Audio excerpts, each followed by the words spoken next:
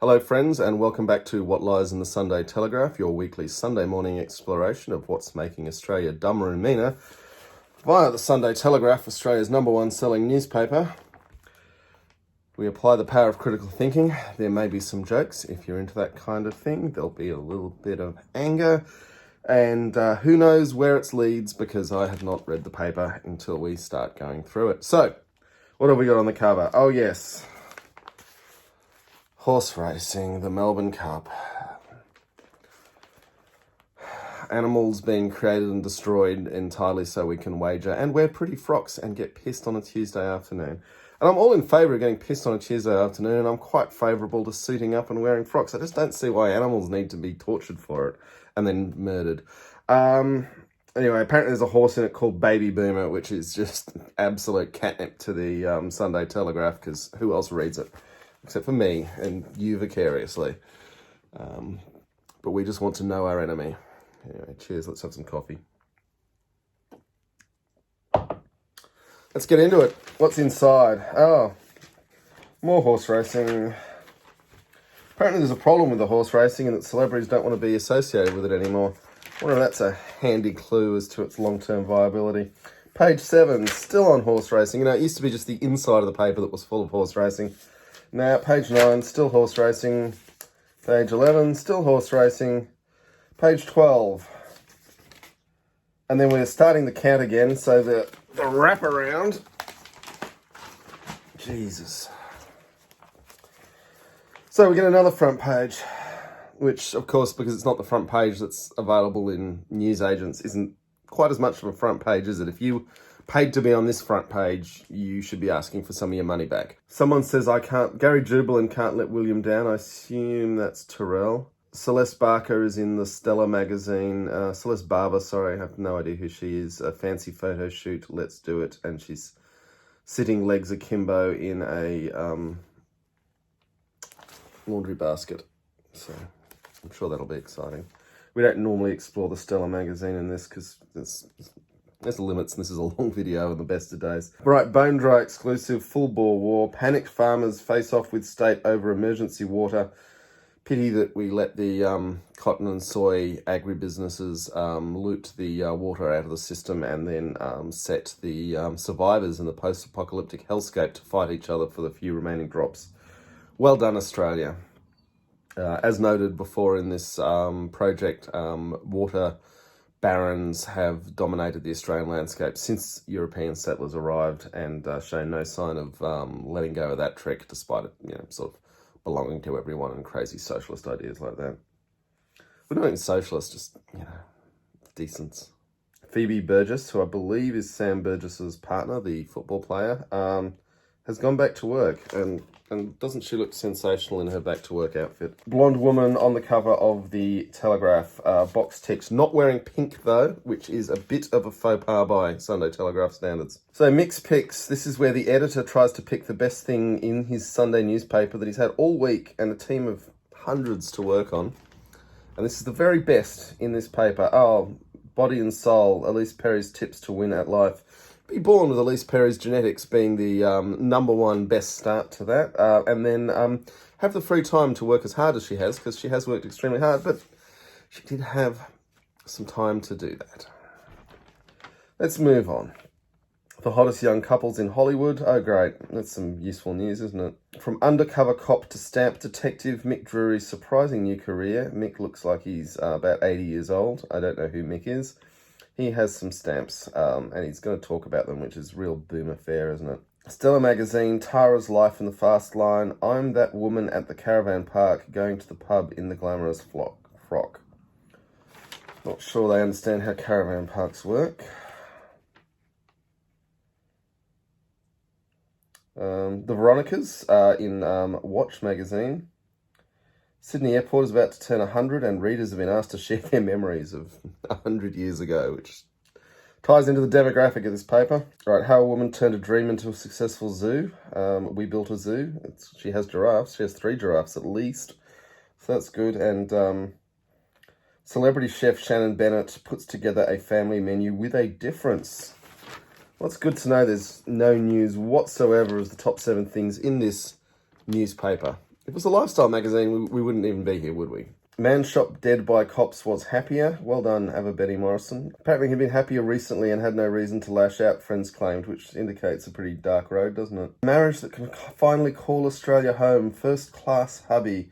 Qantas CEO Alan Joyce and Shane Lloyd at their wedding yesterday. A day I thought would never happen, Alan's brother Anthony Joyce. Look at the happy couple. Look at the oligarchs all dressed up to the nines for their nuptials. Got no problem with their sexuality, just raging inequality of wealth. And even, but yeah, oh, it's wealthy people getting married, first class. I know it's a pun on the airline, but I find it disgusting. Oh, speaking of which, Liz Cambridge is always good for a Sunday Telegraph revealing photo shoot. And there we go. What are we looking at there, boys? Good luck to her. I'm glad she can make the most of things. Wow, Liz Cambridge can now say, I'm great. People look at it as arrogance or cockiness, but look at the facts. It is what it is. It sounds a little arrogant and cocky to me, but I'm glad she's confident and happy in herself and willing to pose, what do you call it, en deshabille, scantily clad, great. A savings card for diggers is a hit. 500 companies have signed up to a digger discount scheme, which from today unlocks special deals of everything from groceries to holidays and petrol. I'm not sure discounts at Caltex, RM Williams, JB Hi-Fi, Specsavers, Prouds, Hilton, Thrifty and Sleepy's will be that useful for dealing with PTSD, chronic substance abuse, homelessness. Tending to stem from the PTSD, I hasten to add. But if it helps someone and makes them feel better, it's not the worst thing in the world, I'll give you that. And Graham Richardson's turning 70, once again proving only the good die young.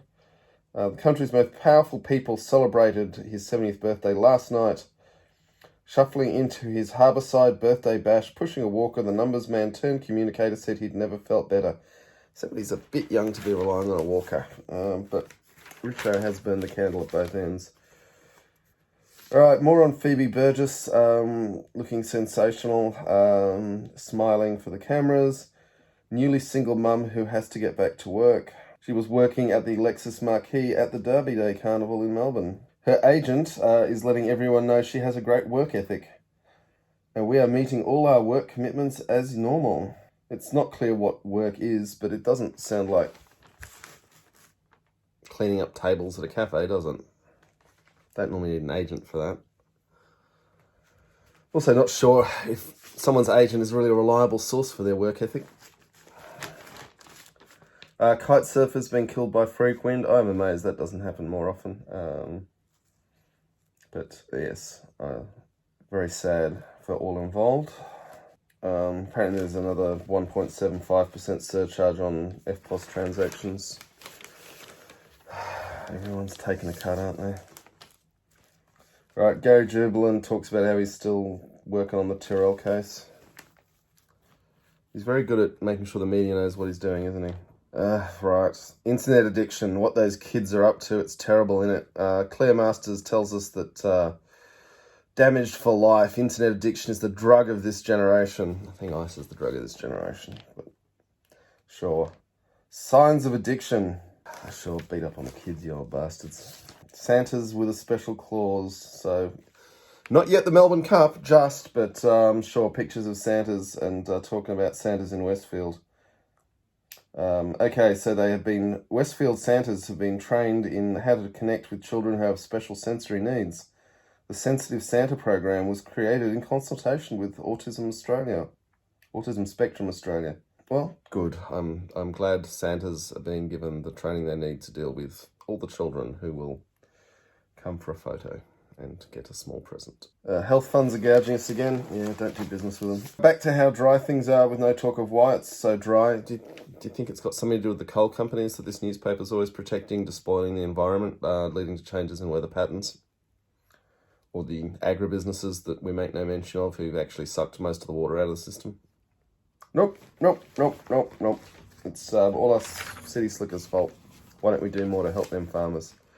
Right, Ivan Milat, who of course they missed out on last week, his death, but they're making up for it with a double-page spread. His death is news. His crimes, there are literary books written about it, and why not cut and paste them to recapitulate a couple of pages of easy content that will pass for news instead of actually examining the issues or doing anything good for anyone or the country or anything like that, because why would we do that? Full page ad for a Fijian resort, Denaro Island. And then we've got a quokka. Quokkas are just too cute, apparently. If you ever have to peruse the great Ausgov tweets webpage, which, if you work in government communications, becomes a matter of life and death, I can tell you, bloody quokkas always win. If you get a quokka in a bikini, the internet would break. And I say that because women in bikinis is the second number biggest moving things on great Ausgov tweets. See, it's a lot more interesting than you thought it was, isn't it? Yes. Just Google great Ausgov tweets. Okay, so apparently there's a problem with anaesthetic. A senior anaesthetic specialist has called on New South Wales Health to urgently review the increasing use of the drug Sugamadex in public hospitals following the death of 21-year-old Lucas Payret. The drug's use is the responsibility of the Therapeutics Goods Administration, say the health administrators. The Veronicas are telling their side of the story with when they got booted off a flight. It happens to tie in for a Veronica's special on Foxtel on November 10. Do you think getting booted off a flight was part of the media plan? If it was, I hope the Qantas staff who had to deal with it were part of the plan and remunerated for it. Police press again the strong arm of the law inside the New South Wales Police's riot squad training compound. I'm not sure why riot police need sledgehammers and bolt cutters. Bolt cutters, of course, they need to... Protesters chain themselves to things. Okay, I'm with that. The Thai cave where the youth football team were trapped has reopened. I hope it's been made safe. Right, Mogo Zoo is in fact the zoo. I mean, Mogo Zoo's not a bad zoo. At least it's lots of space so the animals aren't... It's not like an urban zoo, which can be pretty sad. There's a Barney over a petting farm attraction. Okay, here's an interesting one. Hospital patients getting drunk at Botlow. Almost half of drunk and injured people turning up to hospital for treatment got sloshed on alcohol from bottle shops and beer barns. The finding is contained in a study that examined details of people presenting themselves or being taken by ambulance to St Vincent's Hospital Emergency Department between July and September. Given that 80% of alcohol in Australia is purchased for consumption in the home, the fact that it was bought in a place where it can be bought. The surprising thing is that it's actually only half, because that means that alcohol consumed in pubs, despite only being 20% of the volume, is making up half of the presentation. So they've actually got the wrong end of this story completely. But yeah, drinking leads to an increased chance of injury. Pictures at 6. The other thing is they're only looking at presentations, which represents a very small worst case scenario in the statistics, because most people on most occasions that they drink don't end up in hospital, as opposed to kite surfers. Right, Labor will release its election probe. Brothers Insta fail lands them in jail. This is quite a weird one. So Lance Farrell's been posting secret legal documents to Instagram, which have seen him fall afoul of the Crimes Act. It's not entirely clear how he came to be in possession of police informer statements. I really wish they hadn't bigged up the Instagram angle and worked more on the how he had the documents, but there we go. So Tones and I, who is Tony Watson, much loved by the Sunday Telegraph, is danced to a new chart record. 14 consecutive weeks at number 1 on the ARIA singles charts with her smash hit Dance Monkey. She can hang on for 2 more weeks, she'll beat Ed Sheeran. Good luck to her with that.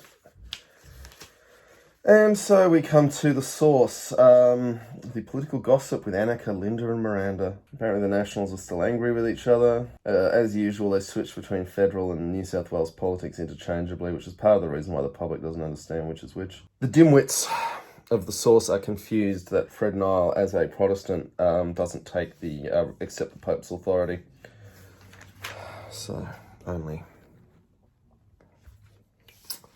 400 years of major history totally lost to them. 2 pages on old bugger ex-cop, so police tick, old tick, stamped the collecting tick.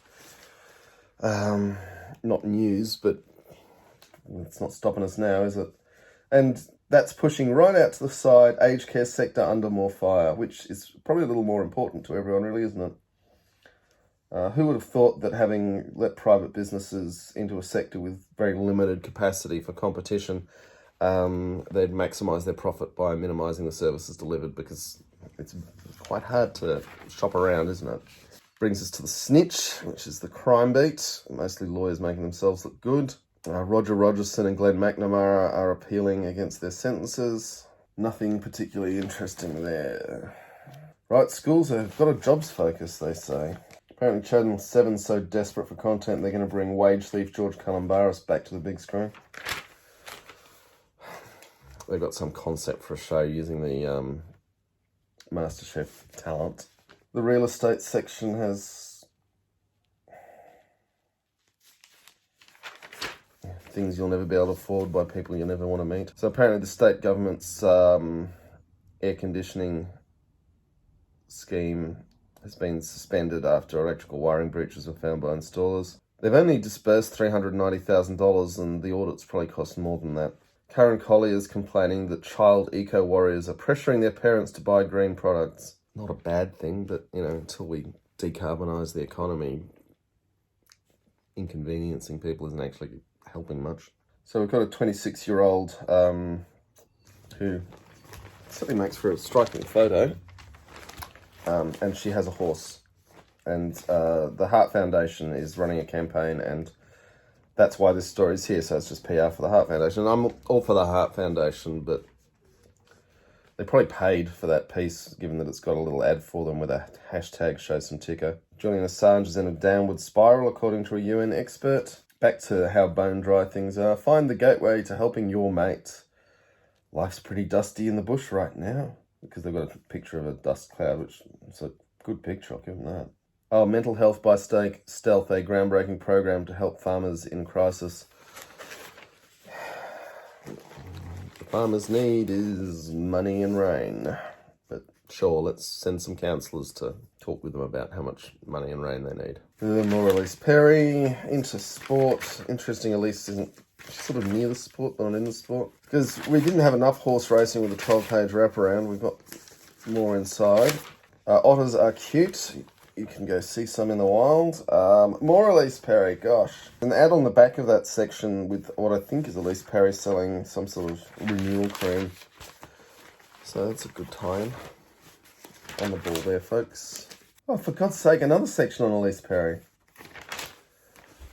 I mean, I've got nothing against the young woman, but she's not even wearing a sporting club or doing anything. Right, now the Telegraph informs us that Bojo is in early lead as Corbyn bungles start.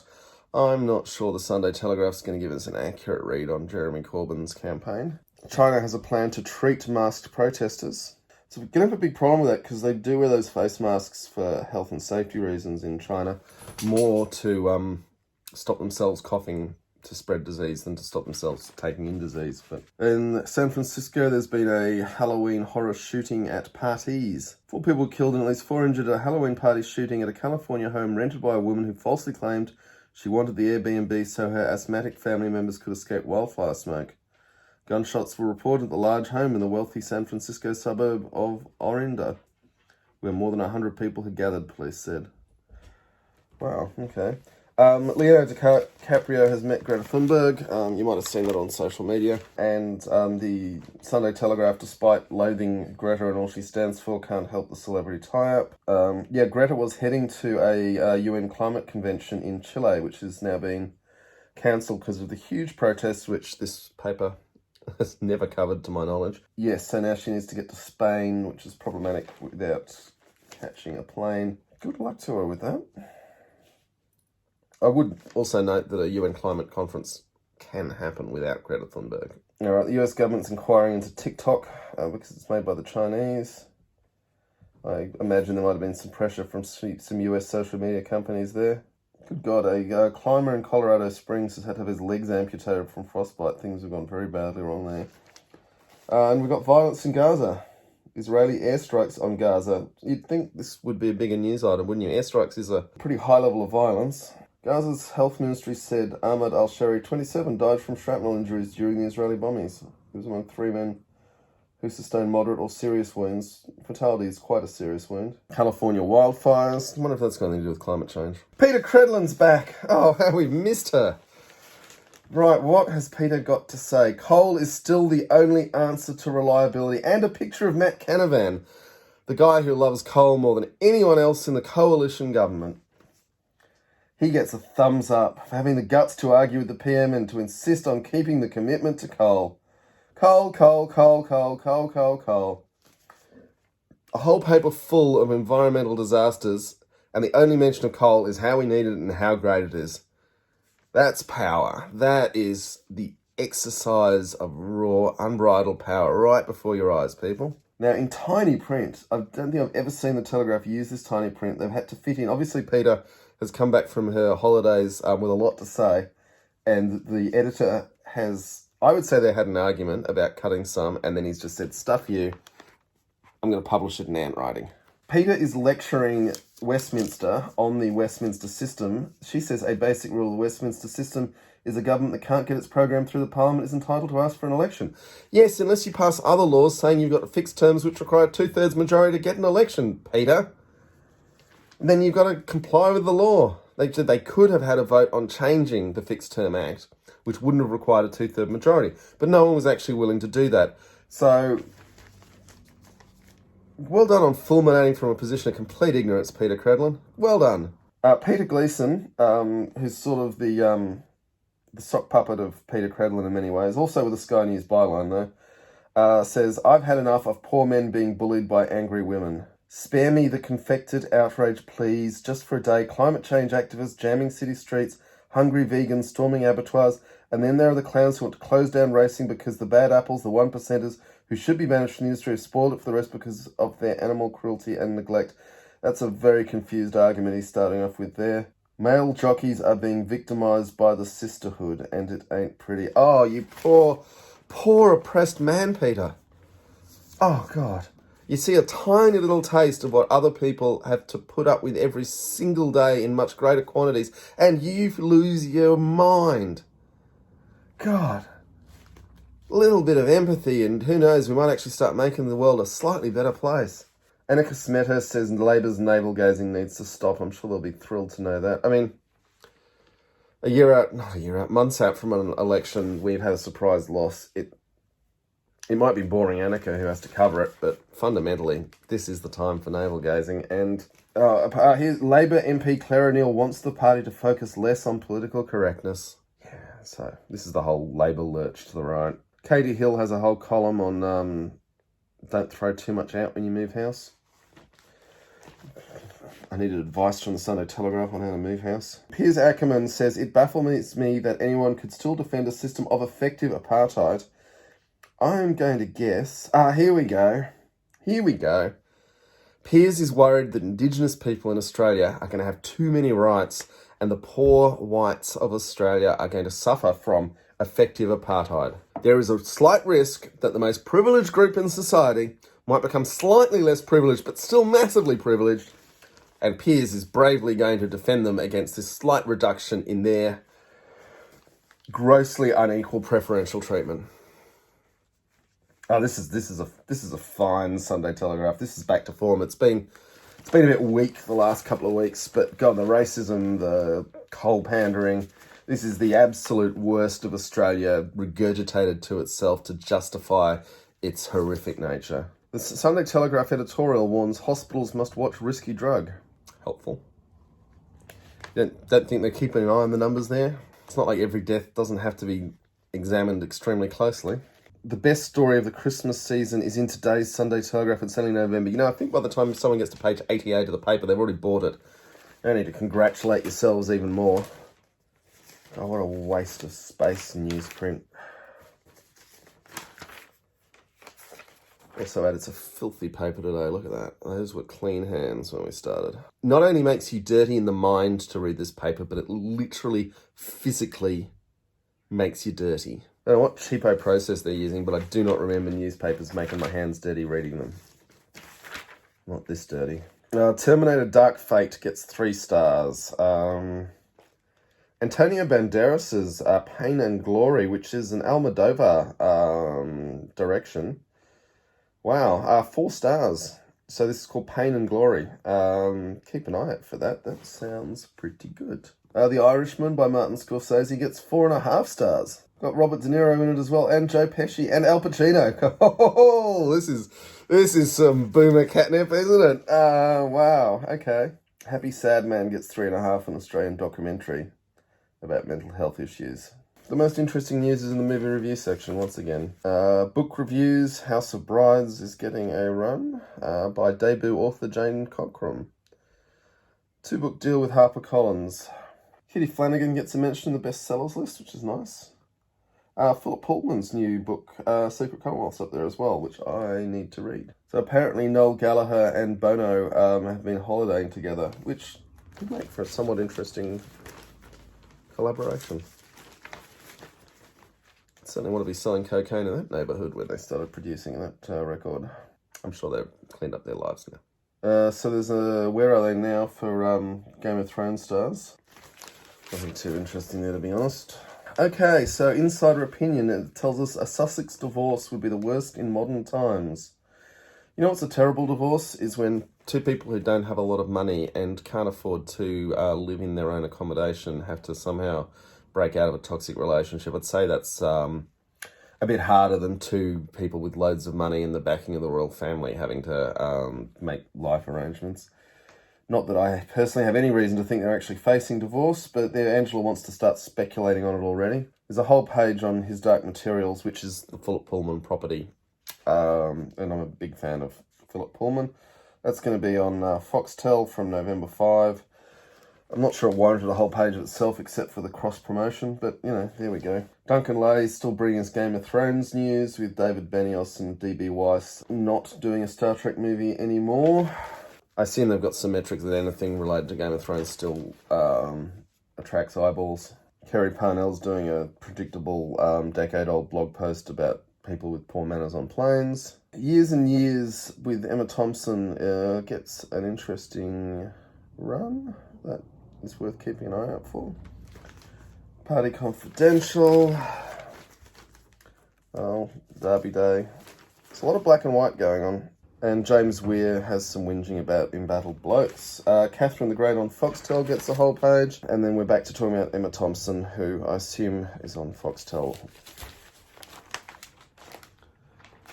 There we go. It's a Sunday Telegraph full house of racism, sexism, defence of the coal industry, and a bit of whinging that farmers have it tough, even though nothing's making it quite as tough for farmers as the coal industry. Thank you, folks. I hope you've enjoyed this return to form for What Lies in the Sunday Telegraph. Do please like, share and subscribe because it means the world to this strange little project that you've made it to the end of. And we'll be back next Sunday with the most disgusting newspaper in Australia. And for all I know, the world.